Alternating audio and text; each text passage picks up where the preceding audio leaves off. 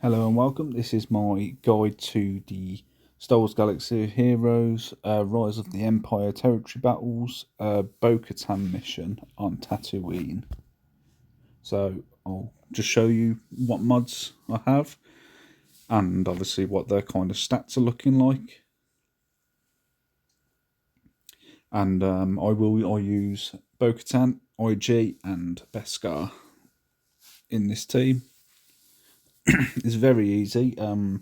So I have done this several times with kind of different attacks, how I attack. Like sometimes I use abilities in different orders, but I kind of found that, I think I've won every single time I've done this, as long as my mods were like this. Or this sort of area. So, IG focusing on health survivability. Bo-katan is more damage dealing. Beskar Mando was a bit of a mix between, I'll give him survivability as well as a bit of damage, but again, it depends how you use them. I don't change this from my normal Bo-katan Mandalore lead team, so it's the same mods I use for Grand Arena and Territory War and everything I use them for. So there's no real variation. I don't change it at all. But like you see, put a little bit of damage survivability on Beskar there. Mostly, to be fair, his mods ain't the greatest, so he isn't the most juiced up, but they seem to work regardless. So it is quite an easy battle, I think, personally. Definitely harder ones. But yeah, we'll say you'll see.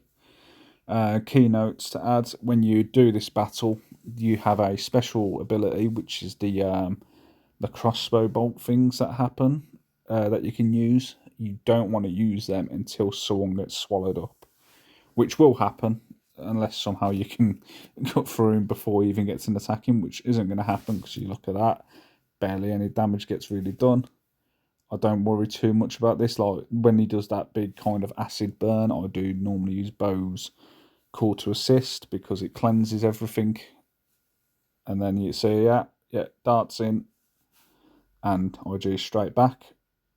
Also, I do try to mix up how I do my attacks just to see if there's any way that's better or worse than, another way. But so I've done it where I've used the whistling birds, which actually can do quite a lot because it only hits the stacks on either side once. So the rest of the darts do hit the dragon. But as you see, even with that, barely any damage done to my characters on their health. I did this.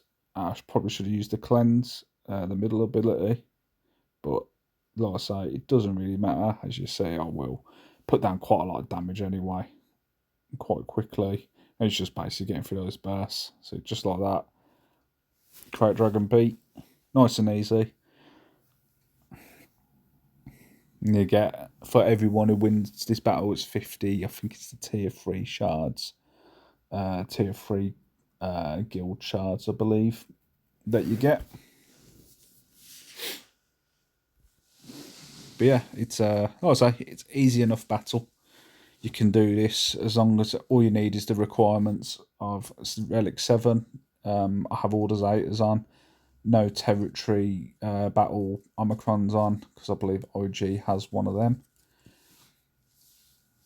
But you don't need it, to be honest. I think you may need it for if you get to the planet Mandalore.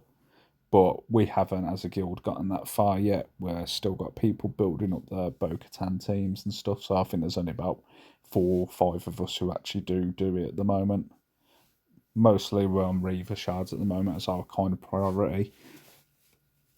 But yeah, it's like I say, not too difficult, nice and easy, and it's a good passive reward to be getting is those tier 3 tokens. But yeah, thank you for watching, and I hope this guide helps with some people who potentially struggled with this battle. Thank you very much. Bye.